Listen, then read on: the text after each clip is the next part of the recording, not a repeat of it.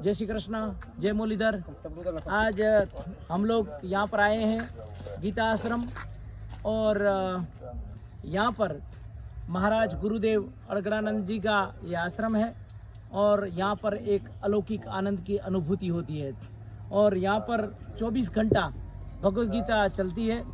भगवद गीता का आवाज़ यहाँ पर आता है, और यही आवाज़ इंसान की ज़िंदगी को एक आनंद की अनुभूति कराता है। तो इस तरह से हम लोग इस एक अलौकिक जगह में आए हैं, और आज इस जगह में इस अवसर पर हमारे साथ जो द्रंग से, जहाँ पर डाडा मेकरण की जगह है, और उस पावन भूमि से जब यहाँ पर आए हुए हैं सामजी भाई, और बहुत अच्छे भजनीक भी है, कलाकार भी है, तो उन लोग को, और जो हमारे दूसरे दोस्त हैं जो सतापर से आए हुए हैं, तो इन लोग को जो वहाँ पर जैसे गोवर्धन है, जिस तरह से भगवान कृष्ण ने अपनी एक जो ये उंगली से जो गोवर्धन पर्वत उठाया था, वही गोवर्धन पर्वत के जैसा ही गोवर्धन पर्वत जो अंजार के पास में बनाया हुआ है, तो वैसे वहाँ से आए हुए हमारे मेहमान सामजी भाई और दूसरा मोहन भाई।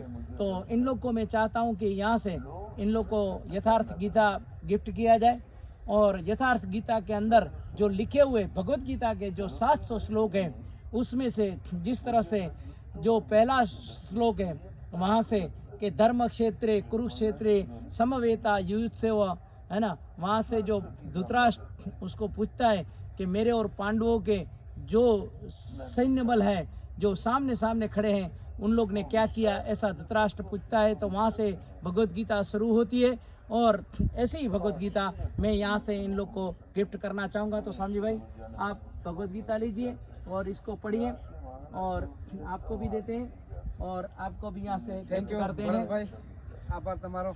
Thank you. तो सामजी भाई, જ્યારે અહીંયા કને આપણે આવ્યા છીએ, તો अभी हम थोड़े गुजराती भाषा की तरफ जाएंगे। तो सामजी भाई, તમે અહીંયા આવ્યા છો, અને ભગવાન કૃષ્ણ એટલે કે યદુવંશ, જાદવની યદુવંશના વંશજો છો।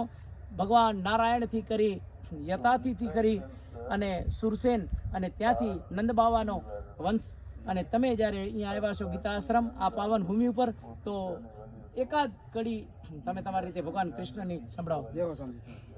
હા, આવી પેલા ભાઈ।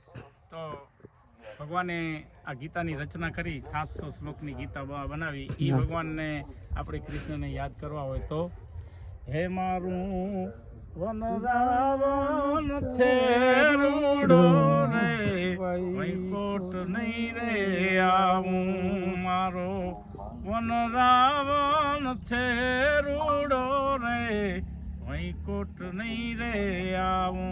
और कुछ બરાબર છે। તો વનરાવન એટલું રૂડું છે કે હું વૈકુંઠ નહીં આવું।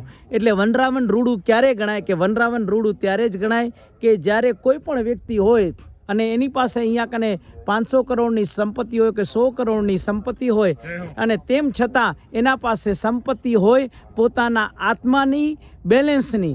કારણ કે આ સંપત્તિ તો અહીંયા કને આ ધરતી ઉપરથી મૂકીને જવાનું છે સામજીભાઈ, પરંતુ સાચી સંપત્તિ જે તમારે અહીંયાથી લઈ જવાની છે એ પરમાર્થના કાર્યો છે, ભગવતના કાર્યો છે। એટલે ભગવાન કહે છે કે અંતકાલે ચ મામેવ સ્મરણ મુક્તો આ કલેવરમ। અંતકાલે એટલે છેડા સમયે, સ્મરણ મુક્તો આ એટલે સ્મરણ કરતાં કરતાં, કલેવરમ એટલે બોડી, સ્મરણ એટલે બોડી, અને એ મુક્તા પ્રાણ જ્યારે અહીંયાથી નીકળે, બરાબર છે, ત્યારે જ તમે જો સારા કર્મ કર્યા હશે તો એ સારા કર્મો તમારા સુધી આવશે। અને એટલે જ કહે છે કે તમે આત્માની બેલેન્સ માટે કામ કરો, અને આત્માની બેલેન્સ માટે કામ કરવું હોય તો ભગવત કાર્ય કરવા પડે। અને ભગવત કાર્ય કરવા એટલે એ કે કોઈથી થાય તો કોઈનું સારું થાય તો કરવાનું, પણ ખરાબ તો કોઈનું નહીં જ કરવાનું। આટલું થાય તોય ઘણું છે। તો આ ભગવદ્ ગીતાના આશ્રમમાં તમે લોકો આવ્યા, આ ધરતીની પાવન મીટી, અને એના તમે દર્શન કર્યા। તો અમે ચોબારીથી અમે તમારો વેલાભાઈને અમે બધાએ આશ્રમવાસીઓ તમારો ખૂબ ખૂબ આભાર માનીએ છીએ। Thank you, thank you.